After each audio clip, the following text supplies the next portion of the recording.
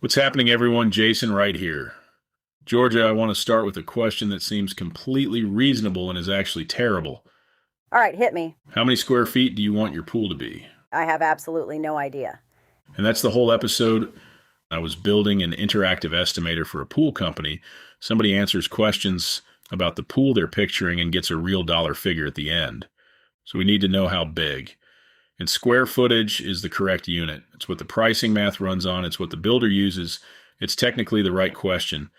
And completely useless to the person answering it. Completely useless. Nobody shopping for a pool has ever thought about their pool in square feet.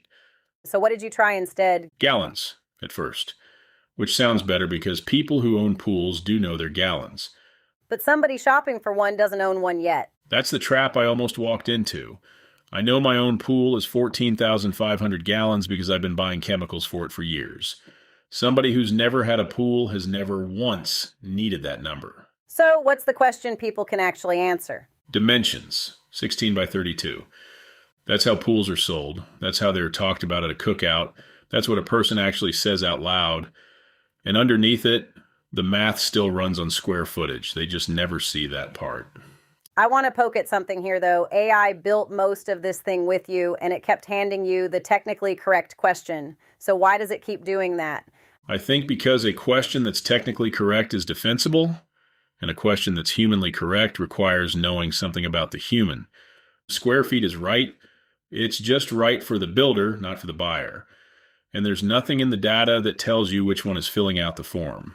Unless you tell it. Unless you tell it, which is the actual job. And I only knew to tell it because I've sat on calls with people trying to describe what they want and heard how they talk about it. Here's what I'd want people to take from that. This isn't really about AI. Every form on the internet has this problem. Businesses ask questions in their own internal language and then wonder why nobody finishes. That's true, and it's everywhere. Square footage on a remodel form. Zone count on an irrigation quote. Nobody knows. So the test is pretty simple. Could the person answer that out loud at a dinner table without looking anything up? That's a good test, and an uncomfortable one, because a lot of forms fail it immediately.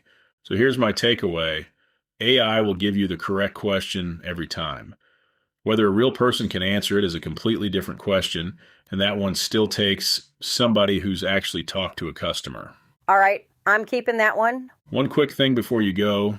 If your calendar isn't as full as you'd like it to be, the problem usually isn't your marketing, it's your offer. I put together a free one-page checklist for you. It covers 12 things your offer needs before you spend another dime on ads or another 6 months on content. Head over to highticketchecklist.com and grab it. It takes about 2 minutes to score yourself and you'll know exactly where the leaks are. Thanks for riding along today. Thanks, everyone. We'll see you in the next one. Stay curious and stay intentional with AI in your business.